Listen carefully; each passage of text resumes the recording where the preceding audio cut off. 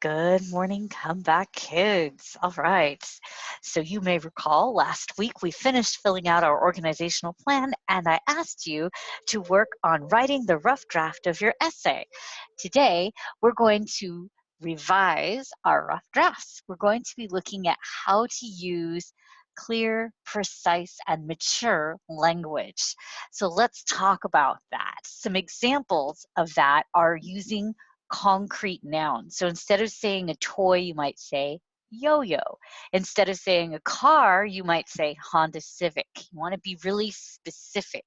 So instead of saying a TV show, maybe you would say Back to Nature. Or if you're really old, Zoe 101, you're watching a really old show. Anyway, all right. So you're going to give specific examples of nouns instead of being vague, right? Because it makes the reading more interesting and it also makes you sound a little bit more mature. Okay, so we want to use really precise adjectives. So instead of just saying white, you might say dirty white or snow white because it's more specific.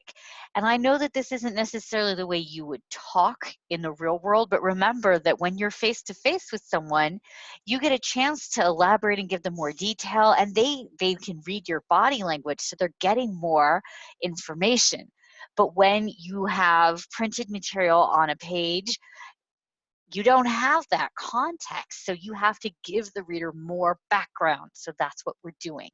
And we're also trying to sound like high school and college students so that our writing is more mature because we're trying to prepare ourselves for that next step, right? Okay. So another example of using precise adjectives, instead of saying bright, maybe you would say glittering. Instead of saying old skin, you might say leathery looking skin, right? Because that gives me more information and it helps me to build an image. We're trying to help our readers create that movie in their mind as they're reading our work. So these are ways to do it. So the next strategy would be to use strong verbs. So an example of a weak verb would be sat. It's really vague, but if you were to say slumped, that's definitely more specific, and I can picture slumped, whereas sat, meh, kind of a kindergarten word, right?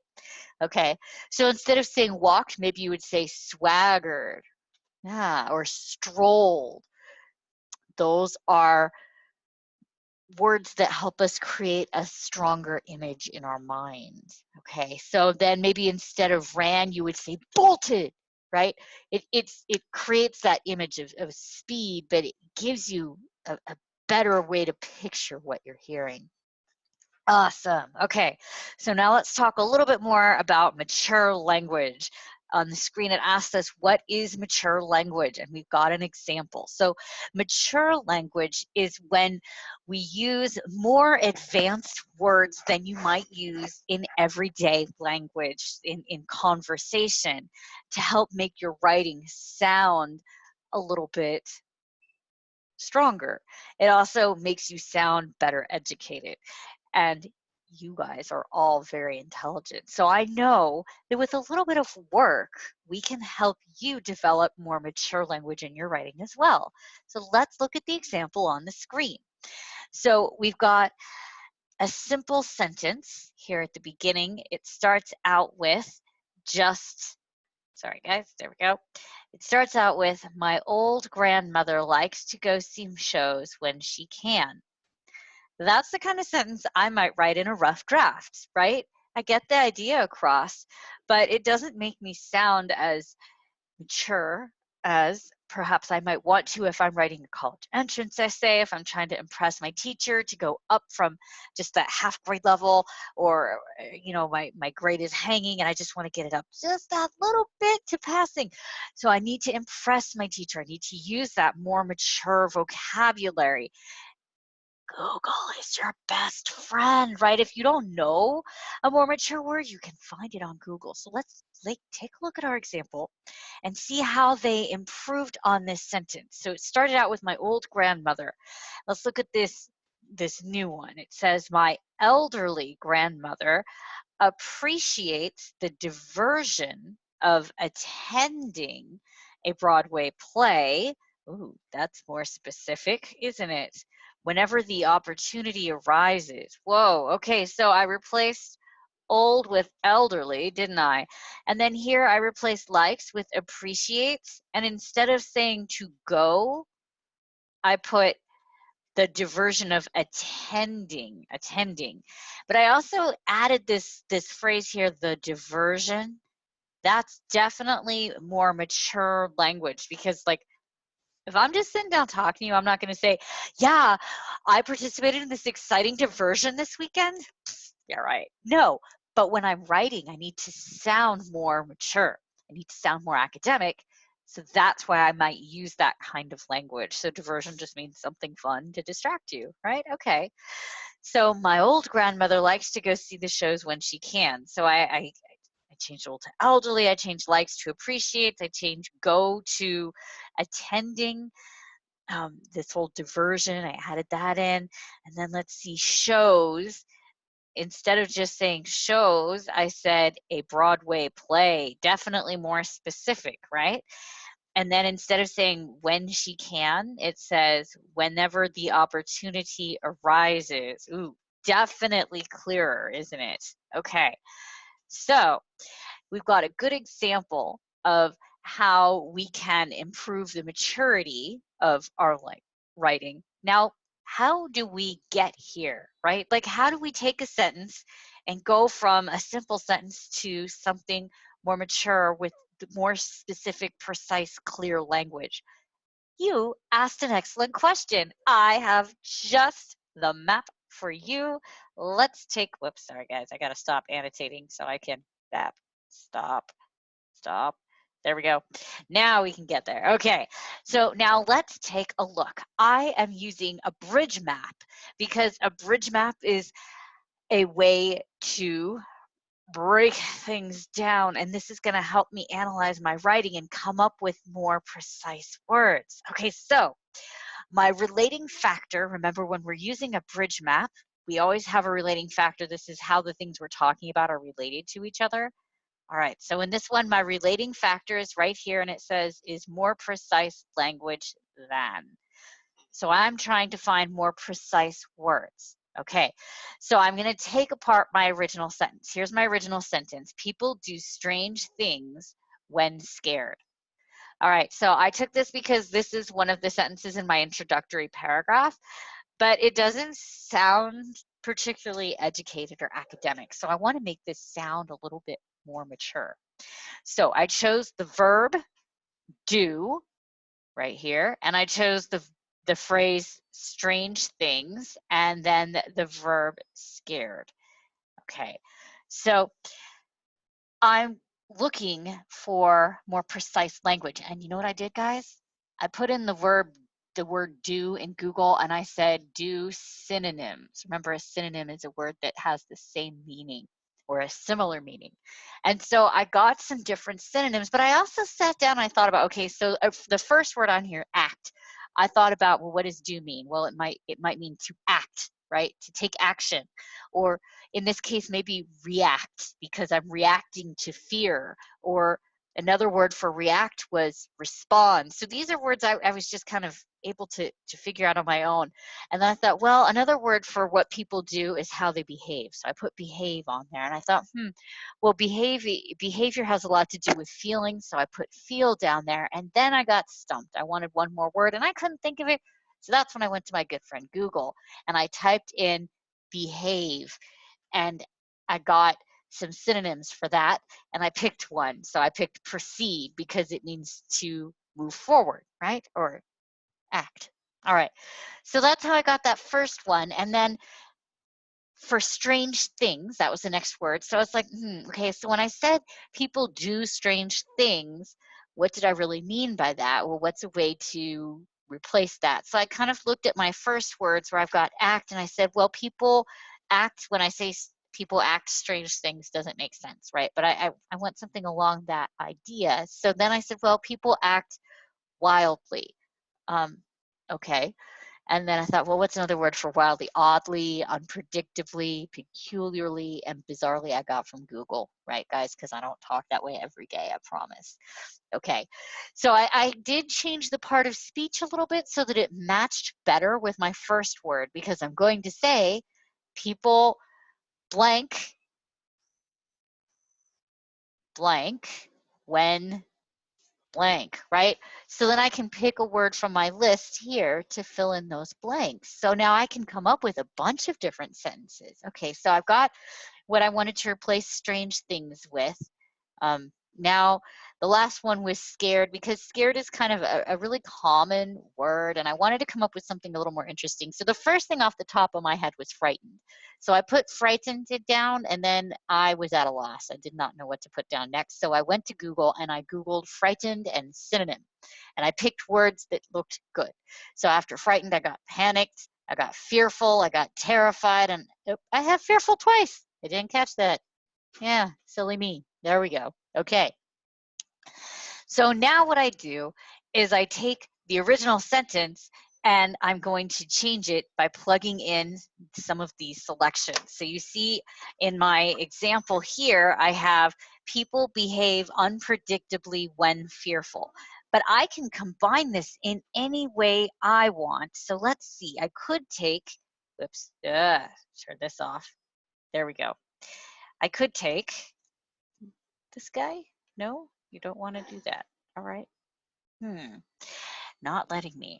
All right. So I could take any combination of words from here. So if I wanted to, instead of saying people behave unpredictably when fearful, I could say people react peculiarly when panicked. Ooh, I kind of like that because I got two words that begin with P in there. I'm using alliteration. That's kind of fun. Or I could say people proceed unpredictably when panicked or when fearful.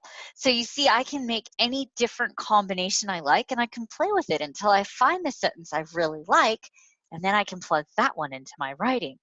So now I've got a whole lot of options for this one sentence, and my sentence is going to sound more like an educated adult wrote it and less like a bored third grader writing an essay wrote it, right? Good. Awesome. So we've got an example. Now let's see. Next, we're going to take a look. Okay. Yeah. At doing one ourselves. Let's see how this is going to work. I'm trying. Nope. Okay, let's try it this way. Sorry, guys. Okay, so our sentence is, afraid of what he would do next, I started to fight. And I pulled this straight out of the rough draft I had written in one of my anecdotes when I was telling a story about an event that happened to me. So I decided to pull the most boring words. So afraid, we hear that all the time. Started, and then to fight. Because those kind of sound like, you know, really elementary level words. So I want to come up with some more interesting, precise words. So for afraid, let's see, we could say terrified. We could say frightened. What's another synonym for afraid? Ooh, wait, I said fearful last time. So let's see if we can find some more interesting words. Let's try this, guys. We're going to go to our best friend, Google, and we're going to type in afraid. Oh, look, that synonym popped right up. Okay, and let's take a look. Unwilling or reluctant to do something. Ooh, I like this one. See here, it says petrified, nervous. Okay, so I'm going to do petrified and nervous. I'm going to put those into my writing. Uh-oh, sorry, guys. It's making me log back in again. Of course it is. That's okay. We'll get back to where we just were in just a sec. Sorry for the minor snafu here. Okay, back to the map we were working on. There we are. Okay, here we are. Hey, it didn't save anything. That's disappointing. All right, so we had terrified. We had frightened. And then we had looked up, now I've already forgotten. So we'll go back over to Google and oh yeah, we said petrified and nervous. Those are the ones we want to put back. So we'll, whoops, sorry guys. Pop back over here. There we are. Okay, petrified and nervous were the ones we wanted to add. Petrified nervous. Okay, good. So now I've got some options for afraid. All right, so let's start thinking about started. What are some simple synonyms for started? Began. Okay, so we'll try began. Yep, already at a loss. So let's go to our friend Google. We can type in started or even began. Either one will work, right? Started and synonym. Okay, so begin. We got began. Okay, process to happen. So establish, set up, found, lay the foundations, cornerstone, introduce, open, launch. Oh, I like launch and kickstart. Those kind of sound like fighting words. So I'm going to pick those. And I literally just read this list, right? Oh, tackle. I like that one too. Okay, so launch, kickstart, and tackle. Those are the words I want to use. So I'm going to plop back over here and launch. Launched. I forgot. I got to keep the same part of speech, so we're past tense. So launched, and then tackled, and kickstart. Okay. Let's see. I'd like to give maybe one more. So I'm going to go back over to my list here. I don't want to use initiate. That sounds weird. Get started, get going, make a start, mastermind. Ooh, I like that. Embark on. Yeah. Okay. So I really liked launch. I'm going to type that in and see if I can get a synonym that sounds kind of like launch. So let's try launch synonym and see what we get. Set in motion, campaign, institute, inaugurate, begin, embark on, usher, set up. Meh, not excited with those. Oh, set afloat. Meh. Okay, open. Oh, here, look, I can click more and see if there's more on this list. If it's listening. There we go. Activate. Ooh, I kind of like activate. Oh, roll out. Start the ball rolling. Kick off. I already have that one, huh? So let's say I kind of liked activate and roll out. So I'm going to do that. Activate and roll out. Okay. So those will be my last two. Let's do this. Activate, roll out. Oh, I forgot. These need to be past tense. Rolled out, and activate should be activated. There we go. So now they're all the same tense, all past tense. Okay, and now to fight is my last one. I want to come up with some words for to fight. All right, so let's say punch. Again, that's kind of an everyday word. You guys may have heard of fisticuffs. I've heard that word, and I know it means like fighting with your hands. So maybe I could work that one in. Sounds a little odd, but yeah, we're looking for mature language, and that's definitely kind of a higher level word. So we'll try it. Okay, so let's put in fight. Fight synonym. Ooh, struggle, blow, brawl, fracas, melee, row, rumpus. Ooh, I like that. Okay. Clash. Okay, struggle, tussle, brawl. I like those words. Okay, I'm going to pop those in. Okay, so I'm going to go over here. Struggle, tussle, brawl. Okay, did I see any others I liked? Let's see. Clash, maybe? Wrangle. Oh, I kind of like wrangle.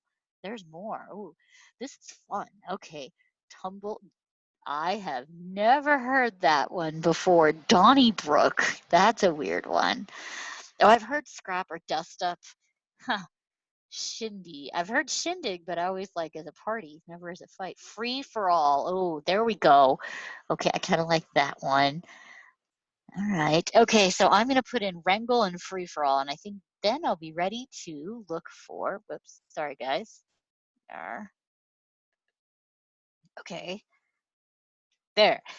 Free for all and wrangle. Okay, this one was like my favorite one. Free for all. wrangle. All right, so now I've got my sentences or my words down, and it's time to start trying to construct a sentence. Okay, so nope, let's leave that. Okay, try this with the mouse. Sorry, guys.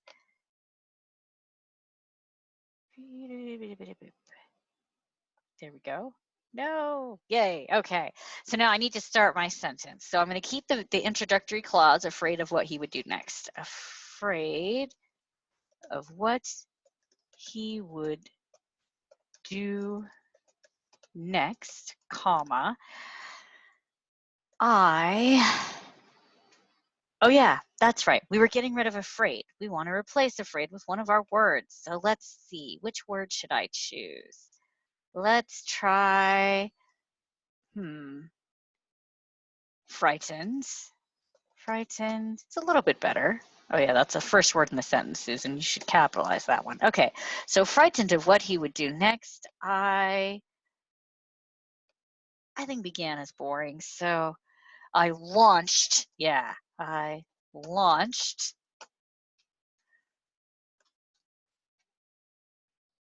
And so I could say I launched in a punch at his face. There we go.